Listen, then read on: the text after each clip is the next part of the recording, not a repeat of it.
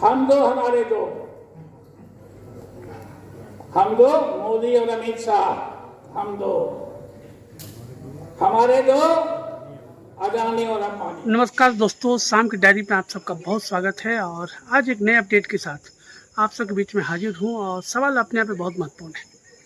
आज सीसर के इनके क्षेत्र में तमाम जो सेंट्रल ट्रेड के बड़े नेता हैं उनका जमावड़ा हुआ और आप सभी जानते हैं कि 9 तारीख को देशव्यापी हड़ताल है और इसमें 10 सेंट्रल ट्रेड के बड़े नेता ने पूरी एनर्जी लगा दी है इस बंद को सफल बनाने को लेकर। आइए सुनते हैं तमाम मसले पे जो एटक के जो जनरल सेक्रेटरी हैं रविंद्र कुमार क्या कुछ कहा है।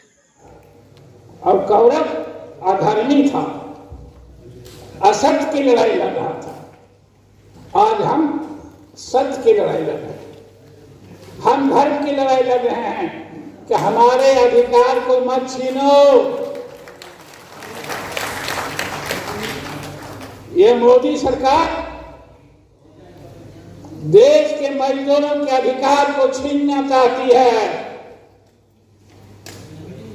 छीनने दोगे कि नहीं दोगे, क्या प्रश्न है? अधिकार को छीनने दोगे, भिखमंगा हो जाओगे।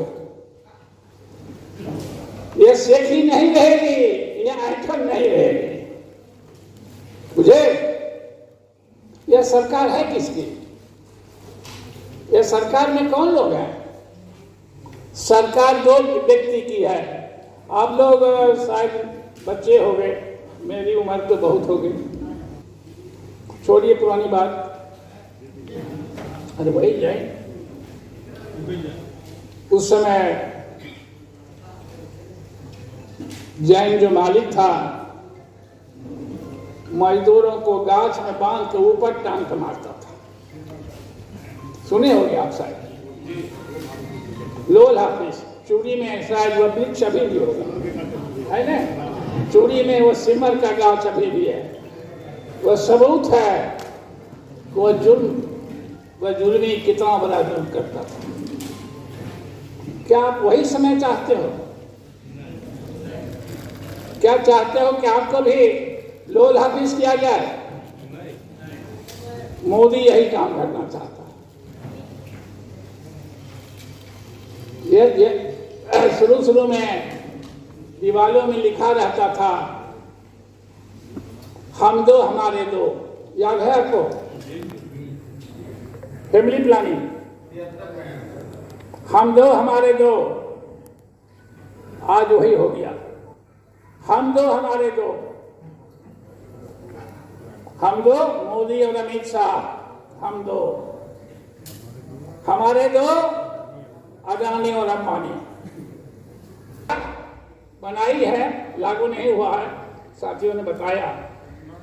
वो अदानी और अंबानी के लिए, अदानी और अंबानी का बिजनेस बिना रोक टोक के चलता रहे, कोई बोलने वाला नहीं रहे, ना मजदूर संगठन रहेगा ना कोई बोलेगा। इसलिए मजदूर भाइयों, साथियों, यह लड़ाई है हक के लिए। अगर आप अपने हक की रक्षा करना चाहते हो, हक बचाना चाहते हो, तो 9 जुलाई की हड़ताल करनी होगी। चाहते हो कि हम गुलाम बन के रहें, बंधुआ मजदूर बन के रहें, तो जो मर्जी सो करो।